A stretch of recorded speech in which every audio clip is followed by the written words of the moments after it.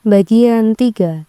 Ini adalah pendalaman untuk bab 4, flow. Bagian ini penting banget buat audiens di bawah 30 tahun karena kita hidup di era distraksi massal. Di sini kita bakal bahas gimana cara fokus di tengah gempuran notifikasi dan kenapa sibuk itu beda jauh sama produktif. Bab 4, flow, atau masuk ke dalam, the zone, dan rahasia kerja tanpa stres. Pernah nggak lo ngerasa lagi asik ngerjain sesuatu, entah itu lagi editing video, main instrumen musik, coding, atau bahkan lagi mabar game yang kompetitif, terus tiba-tiba pas lo lihat jam, udah lewat 3 jam. Padahal rasanya baru 5 menit. Lo nggak ngerasa lapar, nggak ngerasa haus, dan suara berisik di sekitar lo kayak hilang gitu aja. Nah, para psikolog menyebut kondisi ini sebagai flow, atau sering juga disebut the zone. Buku Ikigai menekankan kalau flow adalah kunci utama buat menikmati hidup. Orang-orang paling bahagia di dunia bukanlah mereka yang punya waktu luang paling banyak buat rebahan, tapi mereka yang paling sering berada di dalam kondisi flow.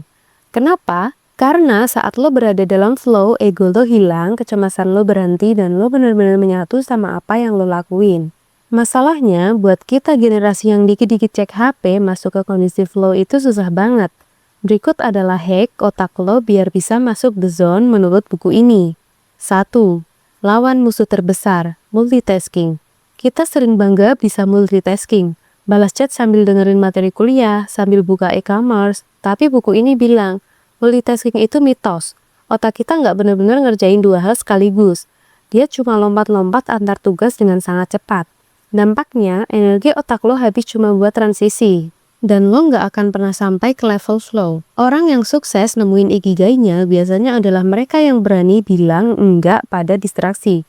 Kalau lagi kerja, ya kerja. Kalau lagi makan, ya makan. Jangan dicampur. 2. Tantangan harus pas. The Goldilocks Rule. Kenapa kita sering ngerasa bosan atau malah stres berat? Kalau tantangannya terlalu gampang, lo bakal bosen. Contohnya, ngerjain tugas yang cuma copy paste. Kalau tantangannya terlalu susah, lo bakal cemas dan pengen nyerah. Contohnya, disuruh bikin aplikasi kompleks tapi lo baru belajar dasar bahasa pemrograman. Biar bisa masuk flow, lo harus cari tugas yang tingkat kesulitannya sedikit di atas kemampuan lo saat ini. Gak terlalu gampang sampai bikin ngantuk, tapi gak terlalu susah sampai bikin lo pengen nangis di pojokan. 3. Mikir tujuan yang jelas, tapi fokus pada proses. Banyak dari kita gagal masuk flow karena terlalu kepikiran hasil akhir. Aduh, nanti kalau hasilnya jelek gimana ya?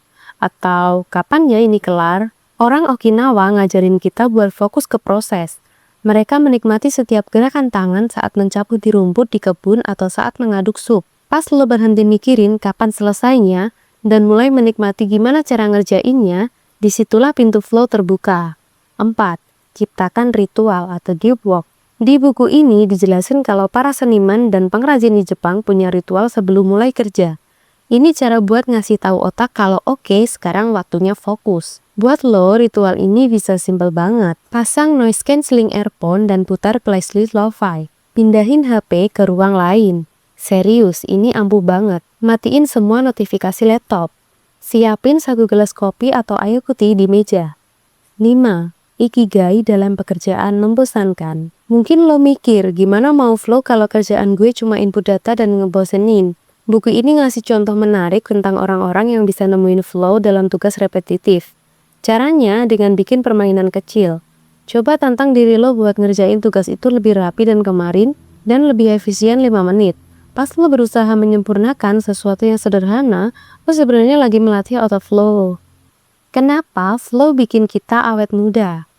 Secara biologis, saat lo berada dalam kondisi flow, tingkat stres lo akan 0. Tubuh lo akan memproduksi kortisol. Pikiran lo nggak melayang ke masa lalu, atau penyesalan, atau mungkin ke masa depan, mungkin kecemasan. Lo hidup 100% di masa sekarang, the present moment.